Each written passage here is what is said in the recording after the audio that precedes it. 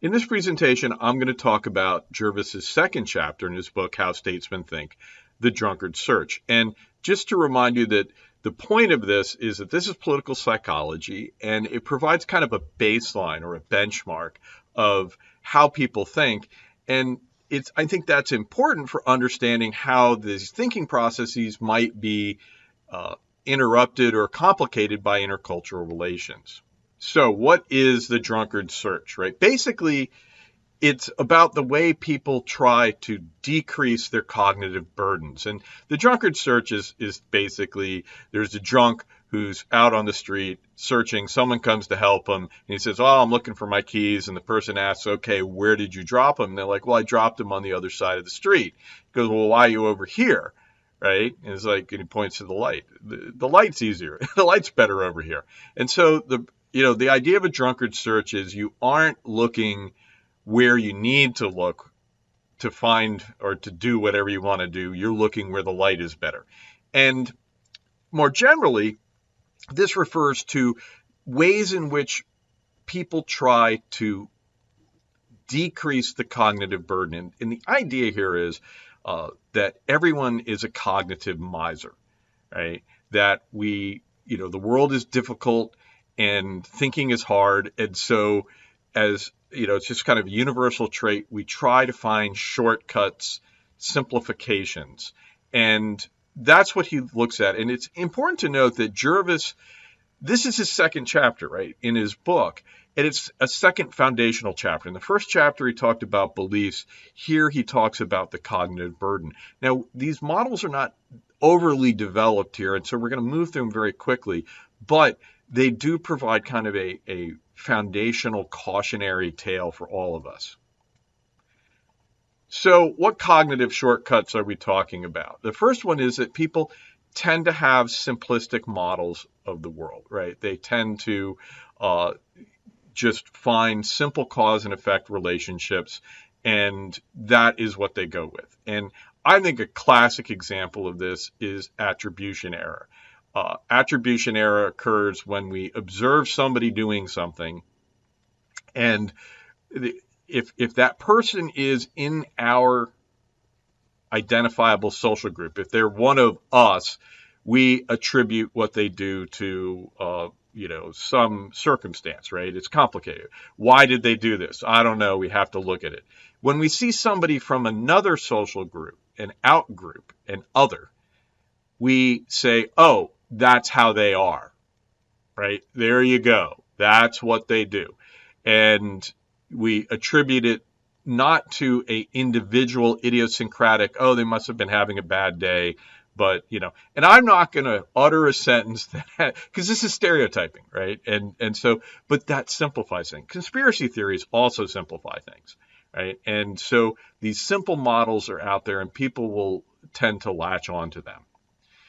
Then there's benchmarks and analogies that in thinking people will adopt benchmarks, and sometimes it's something very straightforward and kind of simple, like, all right, we're going to find a round number to agree on, right? And so in the book, Jervis mentions that Kennedy decides on building 1,000 Minuteman missiles because that's a round number, not looking at, well, what would be the right number? Should it be maybe 800 missiles, or should it be 1,113, right? What's the number you need? 1,000, right? And so that kind of makes for less precise decision making.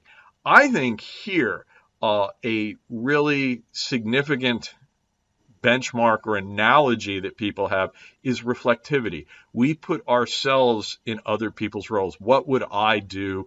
We think of it from our point of view, and that's an analogy, right? And you're putting yourself in there, which, by the way, could be absolutely the wrong thing to do, because that, intercultural situation or not, right? You aren't them, and you aren't thinking about it from their point of view. Also, but analogies, different cultures have different stories, different common views of things. And so what analogy is relevant, right? If you know someone is making an analogy, what analogy do they go with? How do they see their role?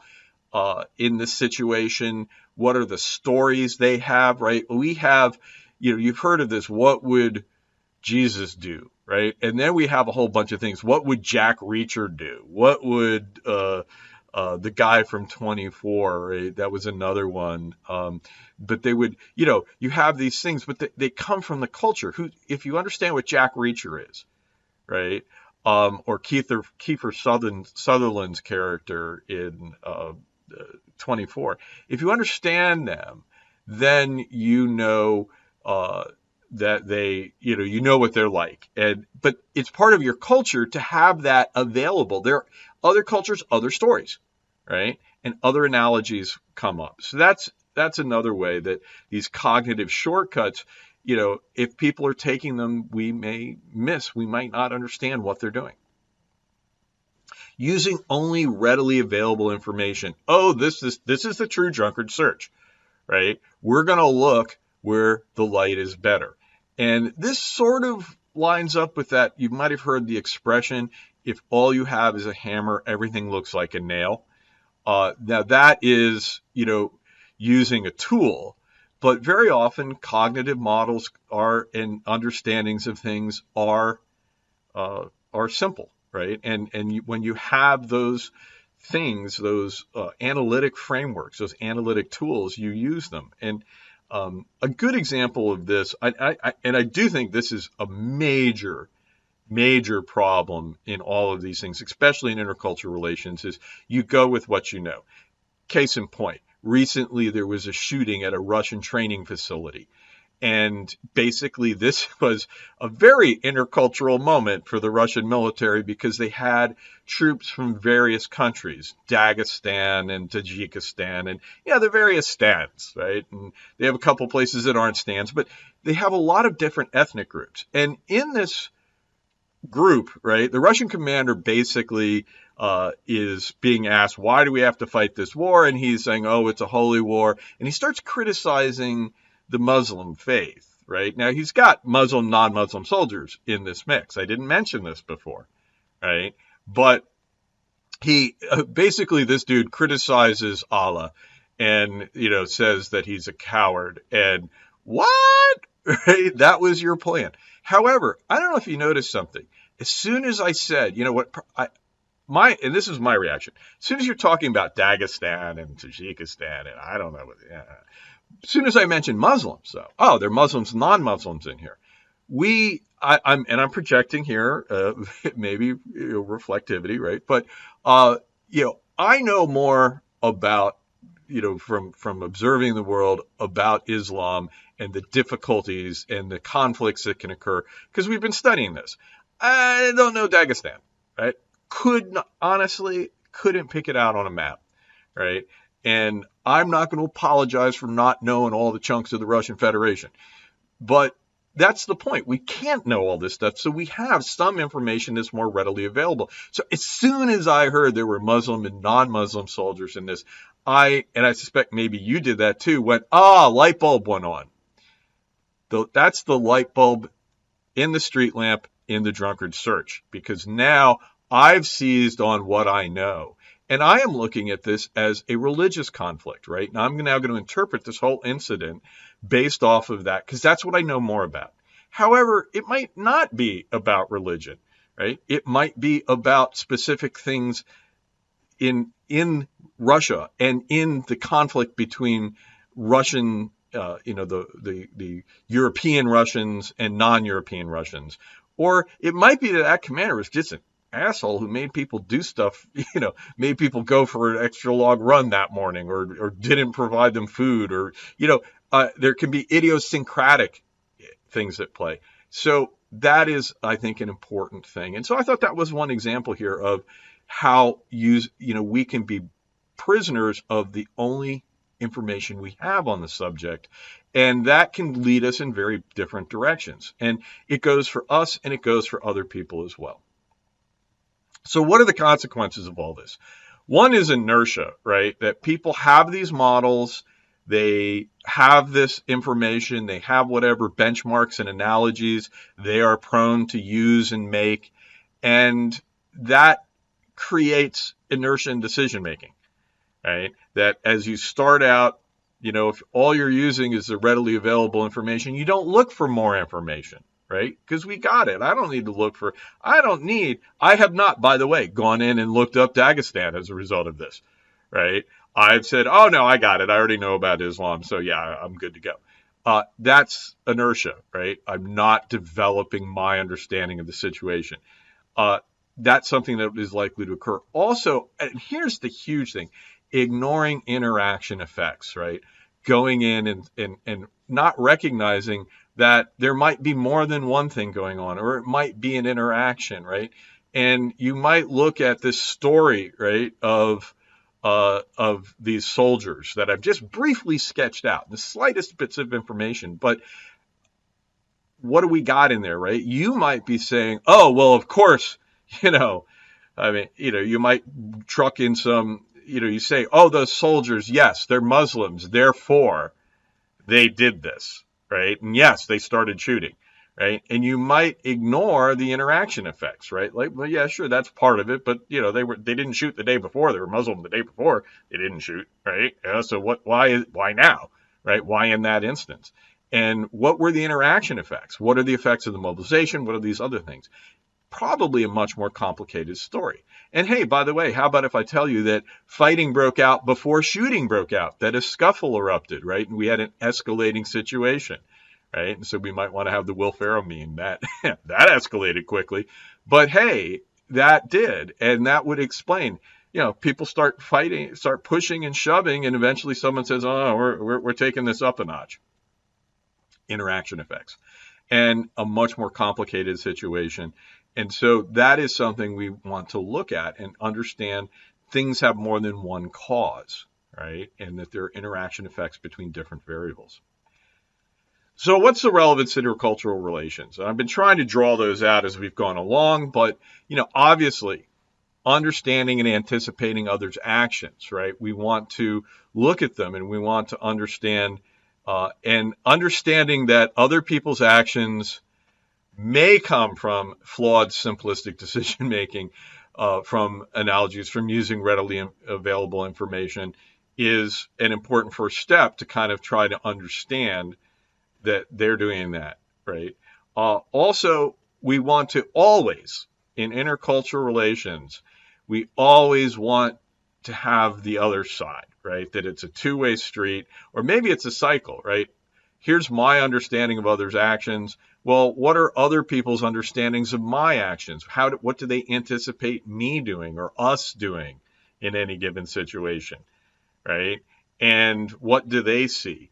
And that's important. Also, I think here, and here's the important one, you got to apply this to yourself, right? Understand yourself.